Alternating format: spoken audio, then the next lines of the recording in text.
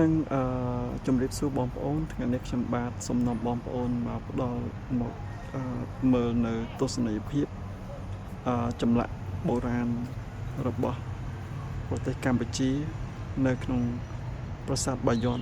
នាសតវត្សទី12និងសតវត្សទី13ចឹងទាំងទស្សនីយភាពនេះគឺនិយាយអំពីចម្លាក់ឬក៏ចម្បាំងជើងទឹករវាងកងទ័ពខ្មែរនិងកងទ័ពចាមនាសម័យនោះបើតាមដឹងគឺទឹកដោះកបៃយកការប្រយុទ្ធគ្នានេះគឺស្ថិតនៅក្នុងតំបន់បឹងទន្លេសាបអញ្ចឹងបងប្អូនអាចមើលទាំងទស្សនីយភាពទាំងនេះទាំងអស់គ្នាយើងឃើញមានទូក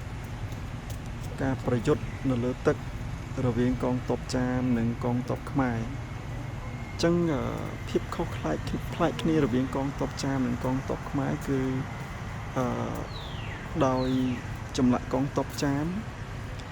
មានមួកដែលពាក់រាងជាតបកផ្កាហើយចំណែកកងទ័ពខ្មែរគឺយើងឃើញតែសក់ហើយនឹងត្រចៀកដោយមិនមានពាក់ជាមួកជាអ្វីនោះទេឯផ្នែកខាងក្រោមគឺនិយាយអំពី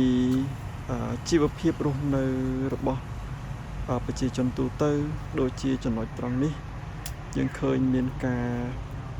ស្ត្រីមានផ្ទៃពោះដែលត្រូវបានកំពុងតែបង្កើតកូនដោយឆ្មបនិងមាន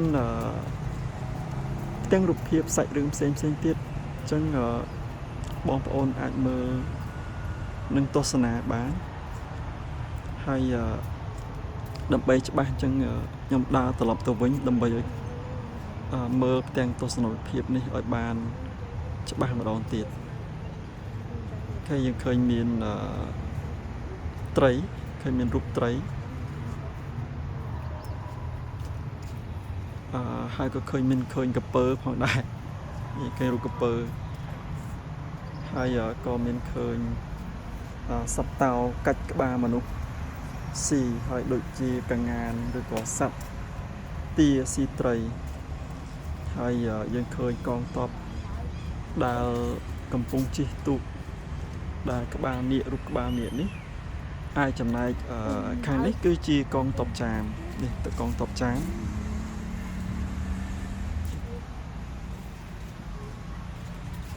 ចឹងបងប្អូនបើសិនជាមានកំហុសកុសឆ្គងដោយប្រការណាមួយសូមមេត្តាខន្តីអភ័យទោស